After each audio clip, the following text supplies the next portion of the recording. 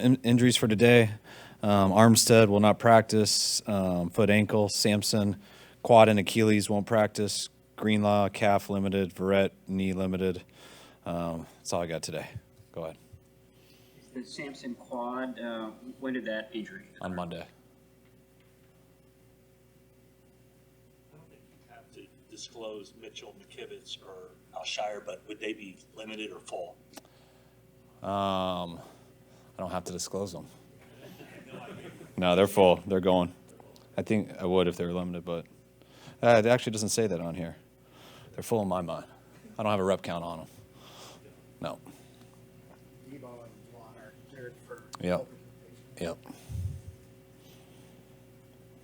did you do during the bye week? Hung out here for a few days. Got my first trick-or-treating in 8 years, which was fun. Went away with the family for 2.5 days, and then just sat around and watched football like a fan on Sunday.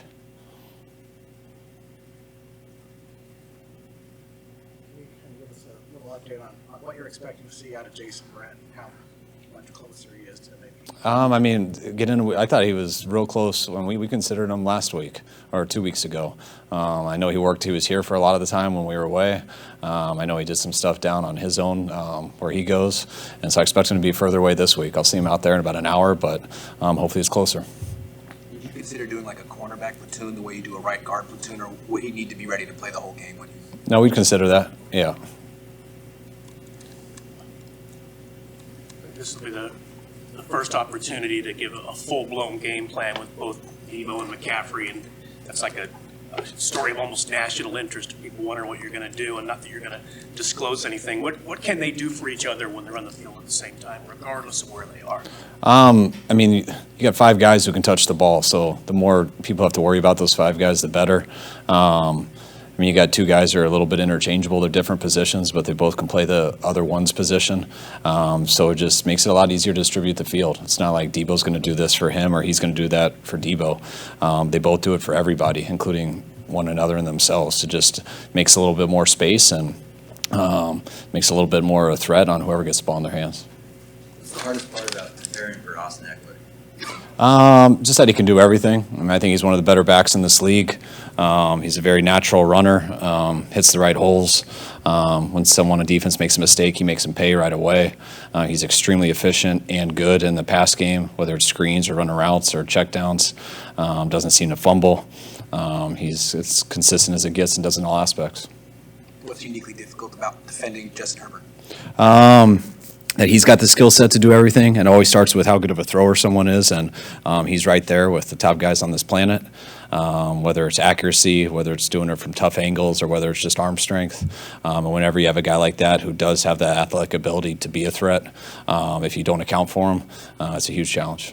What do you remember most about scrimmaging these guys last September or last August, and then maybe especially Derwin James and what he brings to that defense?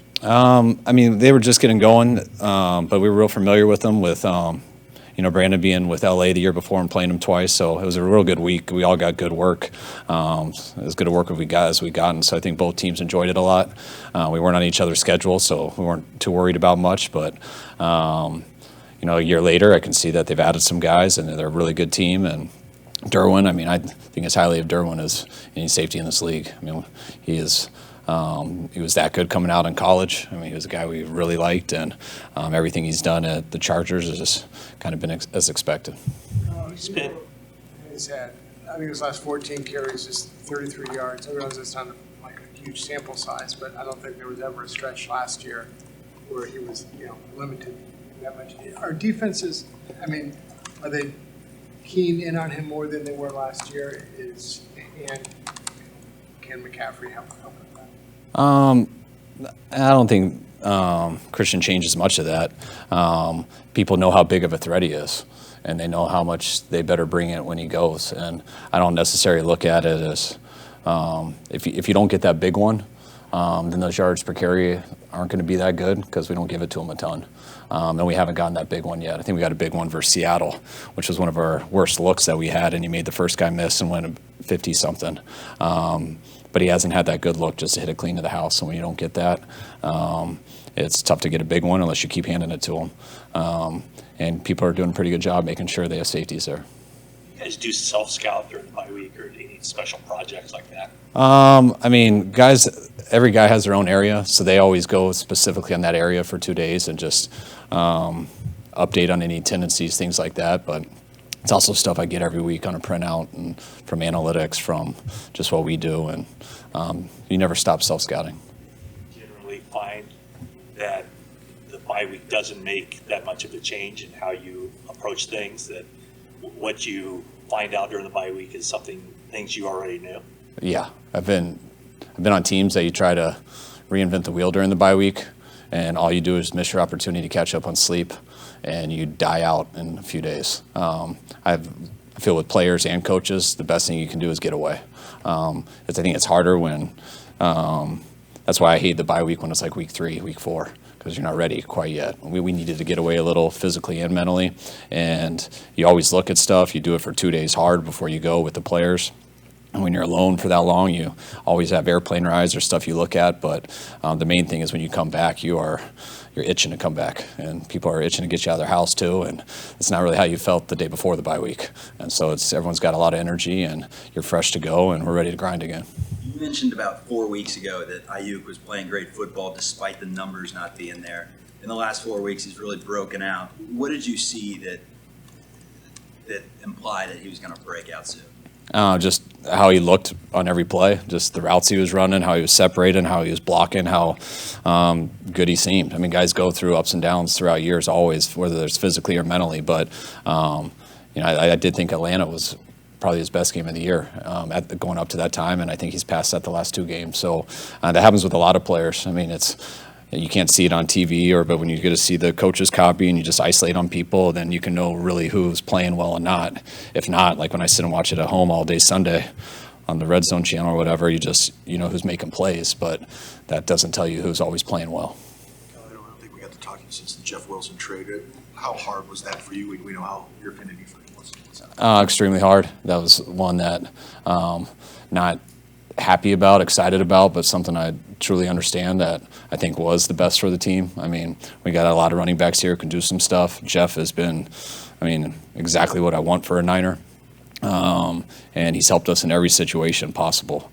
We got that opportunity to bring in Christian, Elijah coming back. We got a lot of other guys in the depth chart that give us depth. Not that made Jeff expendable by any means. I didn't think it would happen at all, because usually it doesn't. But a team wanted him really bad.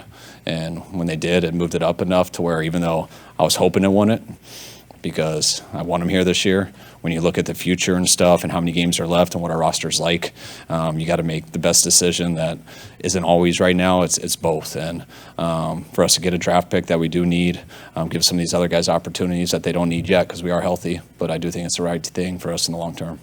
Jeff was good as a pass catcher out of backfield. Where's Elijah in that phase of his game? Elijah has the capability to be just like that. I think it's tough to do that when he's had the injuries he's had. And there's just a skill set that takes time to develop and stuff through training camp, OTAs, practice, the quarterback, the looks. But even if you watch Elijah on his routes and stuff, his checkdowns, he's been very serviceable in the past game, and serviceable is good.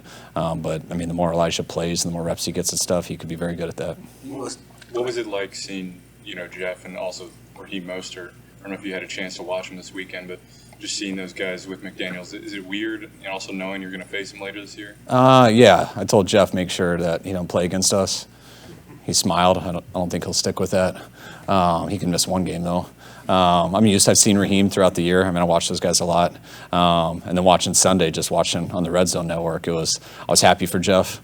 I don't like seeing him making plays in another uniform that's not a Niner. So that's kind of like, you take that a little personal, but then you think of Jeff, and Jeff always wanted to be here, but he also knew this opportunity was best for him and his family.